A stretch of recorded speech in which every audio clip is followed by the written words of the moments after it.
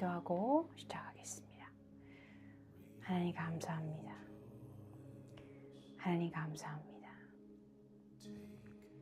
하나님 감사합니다. 당신께서 임마누엘, 늘 우리와 함께 계심을 우리가 오늘 찬송으로 선포했습니다.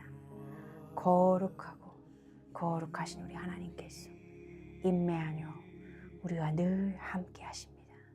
아버지, 임마누엘의 계시가 우리의 마음 가운데 열리기 원합니다. 어떤 상황에서도 내 감정이 어느 위치에 있더라도 아무 상관없이 임마누엘 하나님이 우리와 늘 함께하고 계시다는 아버지, 그 변하지 않는 진리의 계시가 우리 안에 오늘 선포되기 원하며 우리에게 영원히 함께 하기를 간절히 소망합니다.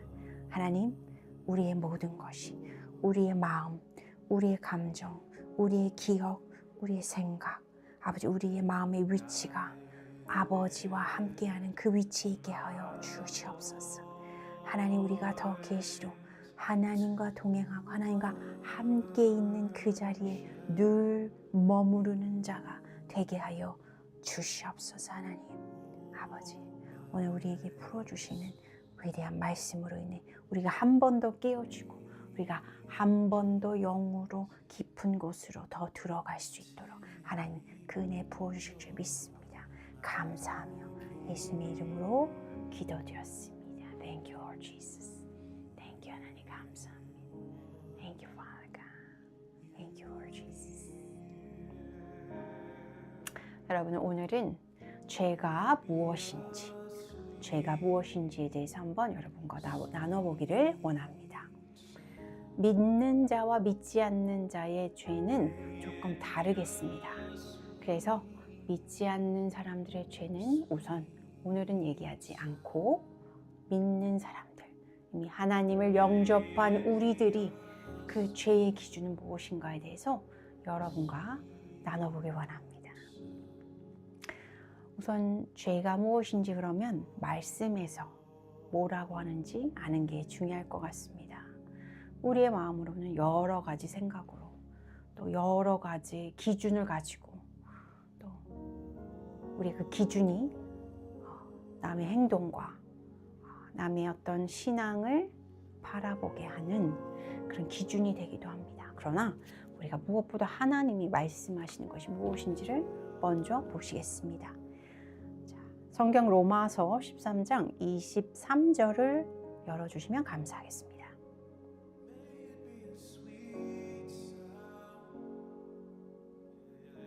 로마서 14장 23절을 여시겠습니다.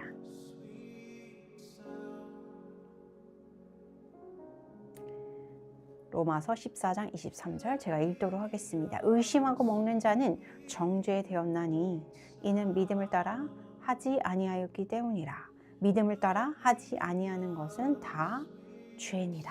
이렇게 되어 있습니다. 14장은요, 여러분, 형제로 거리끼게 하지 마라 라는 소제목을 가진 그런 구절입니다. 그래서 여기서는 어떤 음식, 정한 음식, 정하지 않은 음식, 그거를 먹고 먹지 않는 것을 따라서 서로 정죄하고 서로가 서로를 정죄하는 그런 상황 가운데서 우리가 어떻게 믿는 자로서 죄를 짓는 것이 무엇인지, 형제들에게 서로 죄의 어떤 잣대를 들이댈 때에 우리가 어떻게 하는 것이, 어떻게 우리가 따라가는 것이, 어떤 기준이 진짜 죄가 되는지에 대해서 말씀하고 있습니다. 당시 유대인들은 무엇이 정결하고 정결하지 않고의 기준이 분명했습니다. 그래서 그것을 먹으면 아주 심히 정죄하고 서로를 뭐라고 했겠지요. 그런데 여기 말씀에는요, 하나님 말씀에는 믿음을 따라 하지 아니하는 것은 다 죄라고 되어 있습니다. 우리는 쉽게 어떤 결과를 가지고, 어떤 모습이나 행동의 결과를 가지고 죄라고 많이 단정 짓습니다. 그 사람이 이런 걸 먹고 마시기 때문에 죄다. 저 사람이 이런 스타일의 옷을 입고 교회에 오기 때문에 저것은 참 죄스럽다. 저 사람이 어떠한 행동 양식이나 라이프스타일을 가지고 있기 때문에 저건 너무 경건치 않고 저건 참 죄 짓는 것 같다, 이런 눈으로 우리가 남들도 많이 정죄하고 있고 우리 스스로에게도 그런 잣대를 들이대고 있습니다. 그런데 하나님께서 말씀하시는 죄의 잣대는 사뭇 우리가 말하는 기준과는 다른 것 같습니다. 그리고 믿는 사람들은 여러분 다 자기만의 신앙의 길을 걷고 있습니다. 그래서 각자 그 걷는 위치가 다르고 걷는 속도도 다르고, 우리의 모든 신앙의 위치가 다 다릅니다. 우리가 같은 교회 다니고 심지어 같은 직분에 있다 손치더라도 영적인 기준은요, 이 세상에 그런 직분과 지위에 있지 않습니다. 여러분, 아무 직분이 없는 일개 청년과 아무 직분 없는 이름 없는 사람일지라도 하나님께 굉장히 그 직분이 높은 사람일 수 있습니다. 하늘은요, 아셔야 되는 것이, 천국은 뭐라 그러죠? 상하가 있습니다. 천국에는 위와 아래가 있습니다. 천국에는 계급이 있습니다. 여러분, 영적 계급이 있습니다. 하나님이 우리를 다 똑같이 사랑하지 않나요? 네, 맞습니다. 하지만요, 여러분, 천국에는 영적인 계급이 있습니다. 그걸 아셔야 됩니다.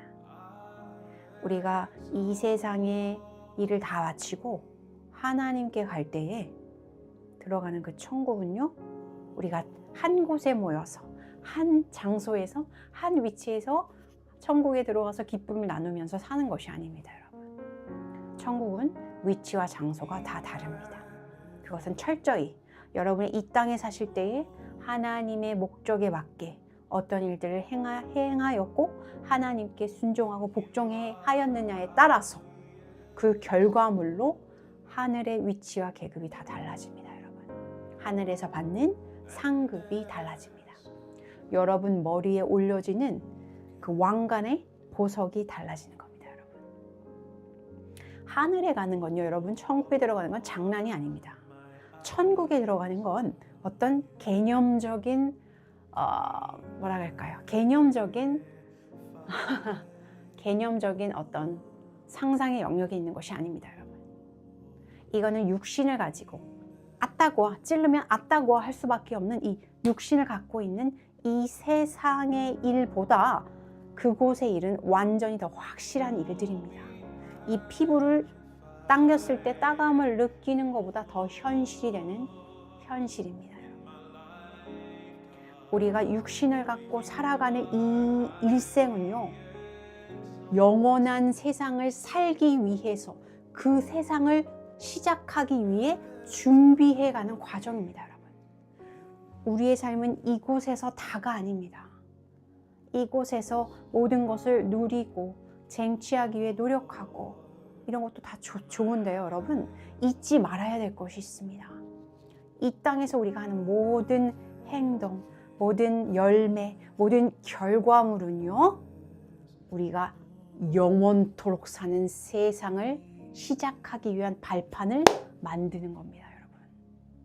그 발판을 만들기 위한 준비가 길어봤자 80에서 100년 안 되는 우리의 일생입니다, 여러분.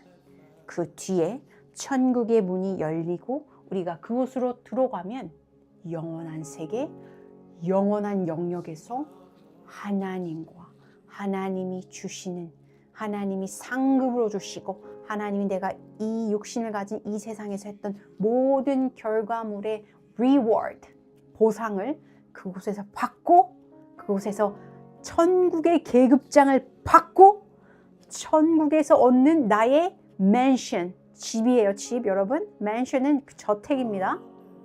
아무나 저택을 얻는 게 아니죠. 어떤 사람 작은 초라한 집에 살 수도 있고, 어떤 사람은 길에 살 수도 있습니다. 여러분, 하나님께 충성되고 복종된 자 저택을 얻고 왕관을 얻고 계급을 얻어서 하나님과 영원한 시간을 모한대 시간을 시작하는 겁니다. 그 세상은 지금 우리가 기껏해야 80, 길어봤자 100년을 못 사는 이 세상보다 더 현실이고 더 영원하고 비교할 수 없이 영원하고, 그때는 우리의 다쳤던 영이 다 깨어서 하나님의 계시와 하나님의 모든 것이 깨달은 자로, 완전히 깨달은 자로 그곳에서 영원히 사는 겁니다. 그러니 우리가 육신의 삶을 사는 이 세상에서 하나님을 알지 못하고 하나님에 대한 계시가 너무 희박한 상태로 살다가 우리가 어떻게 죽어서 하나님께 갔을 때 감사하게 천국은 들어갔을지 모르나, 이제부터 시작되는 영원한 세계와 영원한 시간 가운데 망연자실해질 수 있다는 겁니다, 여러분. 그곳은 영원한 곳입니다. 그것은 모든 것이 열린 곳입니다, 여러분. 내가 진짜 아무것도 모르고 살다가 이제 시작된 이곳에 내가 들어왔구나 하며 넋을 잃으실 수 있다는 겁니다, 여러분. 제 말이 약간 다른 곳으로 흘러갔는데요.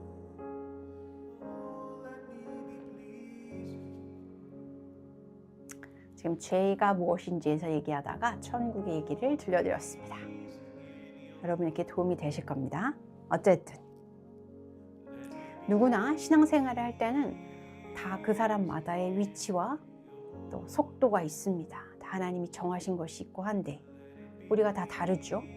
근데 나는 이렇게 하고 있고 나는 이만큼 하고 있다고 해서 그 기준을 모든 사람에게 갖다 대는 그런 신앙인이 되어서는 절대 안 됩니다, 여러분.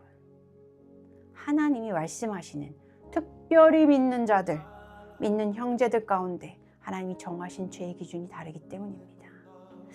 그럼 여러분, 죄를, 인류의 조상이 처음 죄를 지은 시점이 있죠. 그 순간이 있죠. 바로 창세기입니다. 우리 인류의 조상이 죄를 지었는데요. 그 죄의 진짜 모습이 무엇인지 보려면 그쪽으로 한번 가봐야 될 것 같습니다. 창세기 3장입니다.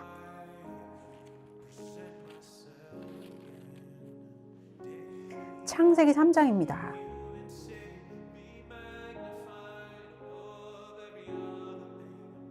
자, 창세기 3장의 4절을 보시겠습니다. 자, 뱀이 하와에게 접근해서 말을 걸고 있습니다. 뱀이 여자에게 이르되 너희가 결코 죽지 아니하리라. 너희가 그것을 먹는 날에는 너희 눈이 밝아져 하나님과 같이 되어 선악을 알 줄 하나님이 아심이니라 그랬습니다. 너희가 그것을 먹는 날에는 너희 눈이 밝아져 하나님과 같이 되어 선악을 알 줄 하나님이 아심이라. 이 말을 듣고 하와가 그 말에 나무를 본즉 먹음직도 하고 보암직도 해서 자기도 먹고 남편에게도 주고 죄의 문이 열리게 되는 것이죠. 자, 우리는 쉽게 사단이 인류의 조상인 아담과 하와를 속였다고 생각합니다. 거짓말을 했다라고 생각할 수 있습니다. 여러분, 그런데요, 거짓말과 속이는 거는 조금 다릅니다. 거짓말은 사실이 아닌 것을 사실인 것처럼 만들어서 말해주는 게 거짓이고, 속이는 것, 조작하는 것은요, 사실에 기반한 내용을 살짝 바꿔내서 그 사람의 시선을 살짝 왜곡시키는 것입니다. 그러면 지금 사단이 하와를 속인 이 장면에서 사단이 어떤 일을 했는지 다시 한번 보겠습니다. 같은 챕터 3장 22절 보세요. 여호와 하나님이 이르시되 보라, 이 사람이 선악을 아는 일에 우리 중 하나같이 되었으니 그가 그의 손을 들어 생명나무 열매도 따먹고 영생할까 하노라 하시고. 네, 이거는 하나님께서 하신 말씀입니다. 하나님이 아담과 하와가 죄 지은 것을 아시고 그 다음에 하신 말씀입니다. 삼위일체 하나님께서 말씀하신 겁니다. 여호와 하나님이 이르시되 보라 사람이 선악을 아는 일에 우리 중 하나같이 되었다. 자, 다시 5절 보실게요. 사단이 말합니다. 하나님과 같이 되어 선악을 알 줄 하나님이 아심이니라 그랬어요. 네, 거짓말한 게 아니죠. 선악을 알아서 하나님같이 된다. 그럴까봐 그런 거야 하고 속이고 있죠. 하나님이 22절에 말씀하시죠. 이놈들이 죄를 져서 선악을 아는 일에 우리 중 하나같이 되었으니 네, 하나님이 말씀을 하고 계십니다. 하나님 확증하고 계십니다. 사단이 말한 것이 사실이라고 확증하고 계십니다.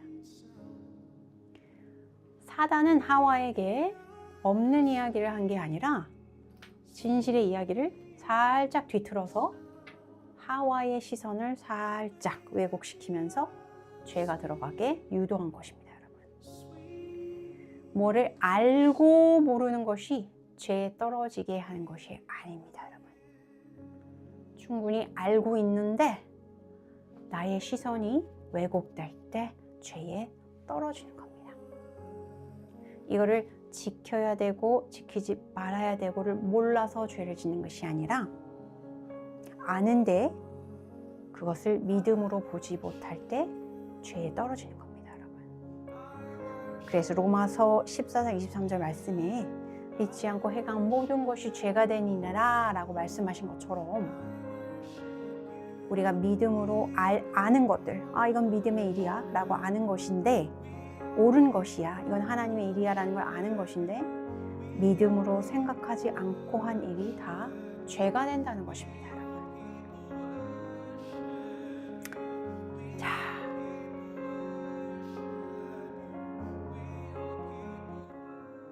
이것이 얼마나 우리 시선을 죄에 대한 시각을 넓히는지 모르겠습니다. 우리가 하나님 앞에서 한 모든 행동들 가운데 여러분, 겉으로는 경건해 보이고 겉으로는 너무나 아름답고 너무나 헌신적이고 너무나 희생적인 그런 모든 행동이 있었을지라도 여러분, 믿음으로 행하지 않은 것은 죄가 된다는 겁니다. 내가 했던 모든 기도, 내가 했던 모든 금식, 내가 책임감을 가지고 했던 모든 봉사, 그런 모든 행위들이 믿음으로 행하지 않은 일들에 대해서 죄가 된다는 겁니다. 여러분 생각해 보세요. 믿음으로 기도하지 않은 적이 얼마나 많은지요. 우리가 진심으로 믿음을 가지고 남을 사랑하지 못한 적이 얼마나 많은지요. 우리가 책임감과 어떤 의무감을 가지고 사역하고 의무감을 가지고 남을 섬겼던 일들이 얼마나 많은지요, 여러분. 믿는 자들의 죄의 경계가 이렇게 넓다는 겁니다. 믿는 자들의 죄의 범위가 이렇게 넓다는 겁니다, 여러분.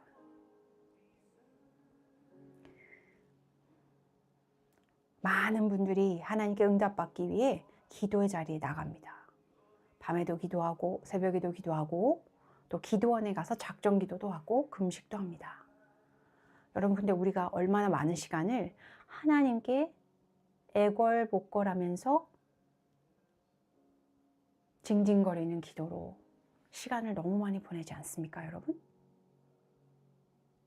믿음으로 앉아있지 못한 시간, 믿음으로 하나님께 드리지 않은 시간이 다 죄가 된다는 겁니다, 여러분. 얼마나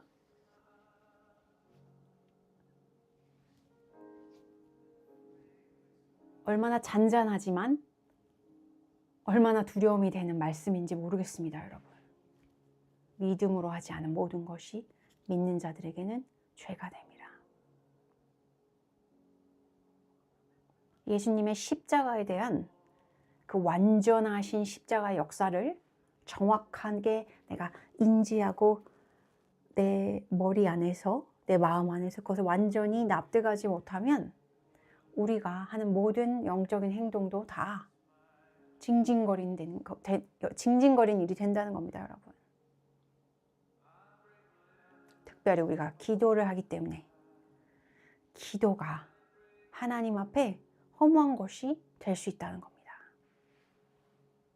여러분, 하나님은 어느 때 우리의 기도를 응답하실까요? 우리가 주로 말하듯이 어떤 시간의 한계점을 넘어가야 하나님이 와, 대단하구나, 응답하리라 하실까요? 내가 정말 견딜 수 없는 한계점을 넘어가고 견딜 수 없는 시간을 채워서 뭔가 내가 정말 뿌듯하고 만족된 시간이 가야 하나님이 그것을 기쁘게 받으실까요, 여러분? 불행하게도 그렇지가 않습니다. 불행하게도 그렇지가 않습니다. 다니엘 9장 22절 보시겠습니다.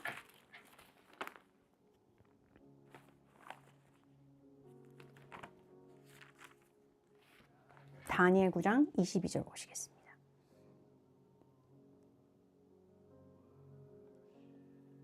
내게 가르치며 내게 말하여 이르되 다니엘아, 내가 이제 내게 지혜와 총명을 주려고 왔느니라. 곧 내가 기도를 시작할 즈음에 명령이 내렸으므로 이제 내게 알리러 왔느니라. 너는 크게 은총을 입은 자라. 그런즉 너는 이 일을 생각하고 그 완상을 깨달을지니라. 여러분, 지금 다니엘이 금식을 하고 있는데요. 가브리엘 천사가 내려왔습니다. 내려와서 이야기를 해주는 겁니다. 하나님의 응답을 주는데요. 자, 가브리엘이 다니엘에게 올 때 쉽게 오지 못했습니다. 어떤 영적 방해가 있었습니다. 근데 보십시오. 기도의 응답이 언제 내려졌냐면 보시면 24절, 곧 내가 기도를 시작할 즈음에 명령이 내렸으므로 돼 있죠. 하나님이 이미 응답을 기도를 시작할 즈음에 다 하셨다는 겁니다, 여러분. 하나님은 우리의 기도의 양을 보시지 않습니다. 하나님은 우리가 얼마나 많은 날들을 금식했는지 보지 않습니다. 하나님은 우리가 얼마나 간절해하는 모습을, 그 양을 보시는 것이 아닙니다. 왜 다니엘은 기도를 시작하고 나서도 아니고 시작하고 바로 후도 아니고 시작할 즈음에 하나님이 이미 다 응답하셨을까요? 하나님은 여러분, 당신의 동기를 보십니다. 당신의 동기를 보십니다. 당신의 기도가 시작되기도 전에 당신의 마음의 위치를 보신다는 겁니다. 당신의 마음의 자세를 보신다는 겁니다. 당신의 마음의 posture를 보신다는 겁니다.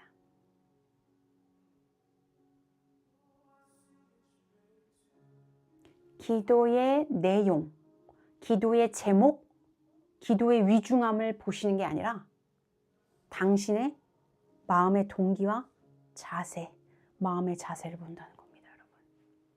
하나님은 기도에 응답을 하시는 일에 있어서 할 수 있고 못하는 기준이 없으십니다. 여러분 아세요?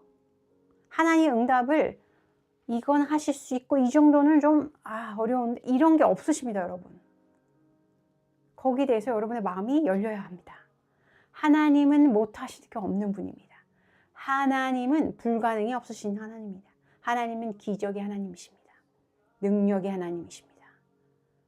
근데 하나님이 그 기도하는 자의 동기, 마음 자세를 보시고 기도를 시작할 즈음에 이미 응답을 하신다는 겁니다, 여러분.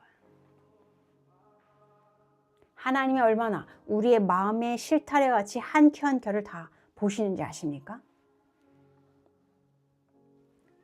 하나님이 얼마나 인격적인 하나님이 우리 가까이에서 우리의 마음의 한 켜 한 켜를 다 보고 계신지 아십니까, 여러분? 내가 얼마나 지금 상황이 심각하고 급하고 위중한지가 문제가 아니라 하나님 그 사람의 마음의 중심의 자세를 보고 응답하신다는 겁니다. 그래서 다니엘은 기도를 시작하고 나서도 아니라 시작할 즈음에 이미 응답을 하셨다는 겁니다, 여러분. 이 대목이 정말 우리에게, 믿는 자들에게 너무나 말해주는 것이 많습니다, 여러분. 우리가 믿음으로 행하지 않은 모든 것들, 이렇게 생각하니까 너무나 많은 일들이 떠오를 수 있을 겁니다. 하나님이 누구신지에 대한 그 정확한 이해와 하나님의 십자가의 능력에 대한 정확한 이해가 없으면 다 여기서 실패, fail 한다는 겁니다, 여러분. 우리가 얼마나 오래 교회를 다녔는지는 아무 상관없습니다. 우리가 얼마나 교회에다가 헌금을 바치고 얼마나 높은 계급장을 달고 교회에서 얼마나 위대한 큰일을 하고 심지어 선교지에 나가 교회를 세우고 했던 모든 일들도 다 상관없습니다. 하나님은 그 사람의 중심을 보십니다. 그 사람의 마음의 위치를 보십니다. 네가 나를 어떤 하나님으로 알고 있느냐, 그걸 보신다는 겁니다, 여러분.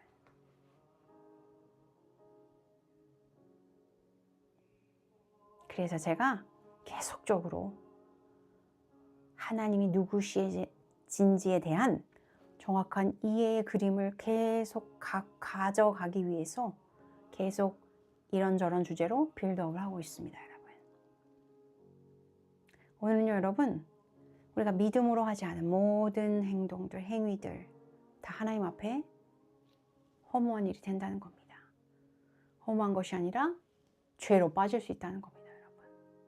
우리 삶의 모든 행동들에 그에 따라 우리가 행동을 할 땐 마음이 있어야 하는 거잖아요. 그러니까 모든 행동 안에 숨어있는 나의 마음의 동기에 대해서 우리 정말 깨끗해져야 합니다, 여러분. 그리고 각자가 다 다른 신앙의 위치에서 다른 페이스로 하나님과 걸어가고 있는 것이기 때문에 우리 하나의 잣대로 남을 정죄하거나 판단하는 그 모든 것들에서 이제는 벗어나야 합니다, 우리도. 여러분들이 오늘 이 잔잔하지만 강력한 하나님의 말씀으로 여러분의 모든 영적 생활, 나의 일상의 모든 행동과 마음가짐에 하나님이 누구신지에 대한 계시가 열리고 생각이 바뀌고 당신의 묵상과 명상이 바뀌기를 나사렛 예수님의 이름으로 축복합니다. In Jesus' mighty name. May your mindset, may your imagination, may your thought be shifted before the mighty Lord Jesus Christ. In Jesus' mighty name. 기도하시겠습니다. 하나님, 우리는 하나님 앞에 여러 가지를 합니다. 이것도 하고 저것도 하고 그것도 하고 모이기도 하고 흩어지기도 하고 먹기도 하고 쉬기도 하고 매일 뭘 합니다, 여러분. 하나님. 근데 하나님, 이 모든 것이 하나님께 제대로 올라가지 않으면 다 울리는 꽹과리이고 푸닥거리이고 하나님 앞에 아무런 교환이 일어나지 않는 나를 위한 일에 불과합니다. 나를 만족시키고 행복하게 하는 나를 섬기는 일이 됩니다, 하나님. 아버지, 오늘 이 말씀을 듣는 모든 분들과 이 말씀을 오늘 지금 생방송으로 듣는 모든 분들에게 이것에서 완전히 탈피되고 이것이 완전히 돌파되는 하나님의 강력한 역사가 있기를 나사렛 예수님의 이름으로 강력하게 촉구합니다. Jesus mighty name. 하나님, 우리를 인도하십시오.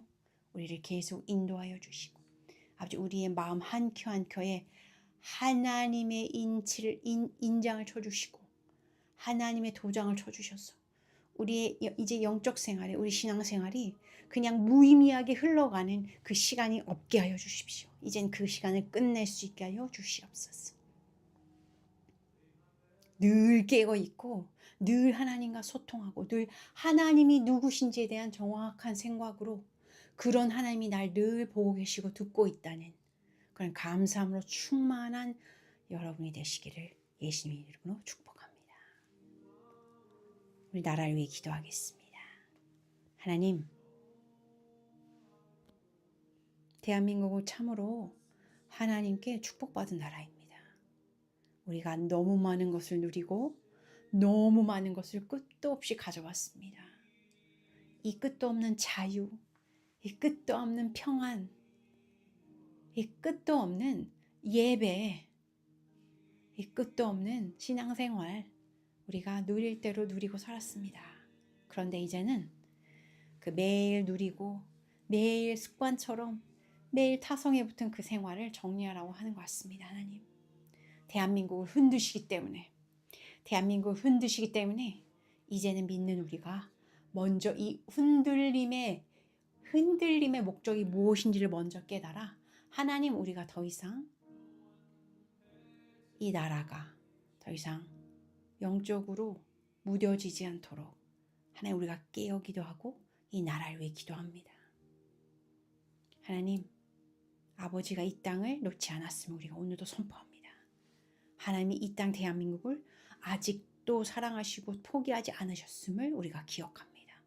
하나님의 경건함과 하나님의 능력되심이 우리가 깨달아서 이 나라를 쥐고 흔드시는 분이 누구신지를 깨달아 하나님께 온전해질 때에 하나님이 이 땅을 새롭게 하실 것입니다.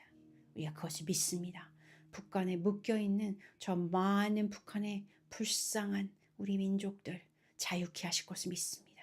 하나님이 대한민국을 이렇게 강력하게 흔드시는 이유, 이제 우리의 힘으로는 어쩔 수 없기 때문에, 우리 힘으로는 할 수 없는 일이기 때문에 하나님이 흔드심으로 이 흔들림이 영적 흔들림이 되었어 북한까지 그 모든 자유의 목소리가 올라갈 수 있도록 하나님 하실 것을 믿습니다.